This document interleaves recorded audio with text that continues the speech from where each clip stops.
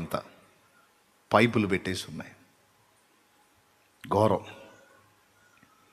2 చేతులు ఆమె మీద పెట్టి విశ్వాసంతో ఇదే ప్రార్థన చేసి ఆమెకు అదే చెప్పా, ఈ పైపులతో ఈ ఘోరమైన స్థితిలో ఇలా ఉన్నావు, దేవుడు నీలో విశ్వాసం అనే శక్తిని నింపున్నాడు. ఆ విశ్వాసాన్ని బట్టి నీవు నీ విశ్వాసపు తలంపులతో చూడు, ఇవన్నీ నీకు లేవు, వీటన్నిటి నుంచి దేవుడు నిన్ను విడిపించాడు. నువ్వు నార్మల్గా ఏ పైపులు లేకుండా పూర్తి ఫ్రీగా నువ్వు తిరుగుతున్నావు.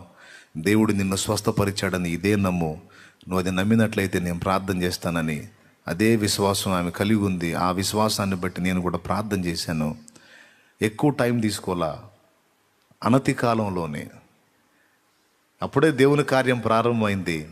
ఒక 4, 5, 6, 7 రోజుల కల్లా అన్నీ తీయబడి అప్పటి నుంచి ఇప్పటిదాకా నాకు తెలిసి ఇది నేను ప్రార్థన చేసి కూడా ఒక 7-8 సంవత్సరాలు అయింది.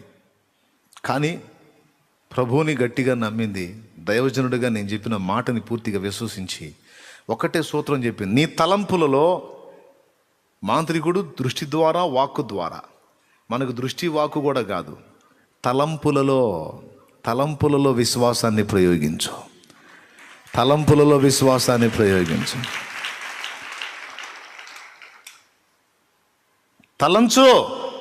తలంచు నేను బాగుపడి తిని అని తలంచు, స్వస్థత నొంది తిని అని తలంచు, నాకు ఏర్పరచబడిన ఇవన్నీ తీసివేయబడినవి అని తలంచు.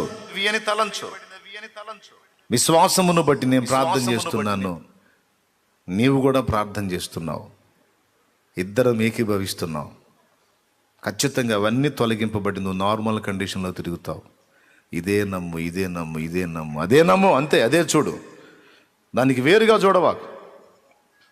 విశ్వాసం 2 రకాలు ఉంటుందండి.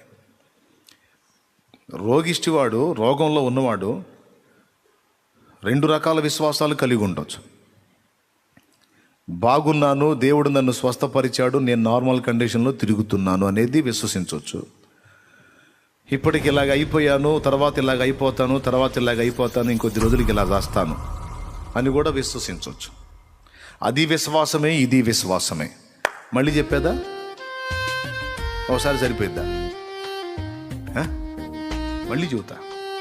రోగము వచ్చిన ఒక వ్యక్తి, ఒక సమస్యను ఎదుర్కొంటున్న ఒక వ్యక్తి, ఆ సమస్య నుండి నాకు స్వస్థత కలిగింది, యేసు నామాన్ని బట్టి నాకు విడుదల కలిగింది, నేను దాని నుండి విడుదల పొందాను, నార్మల్ అయ్యాను, నేను క్యూర్ అయ్యాను, బాగున్నాను.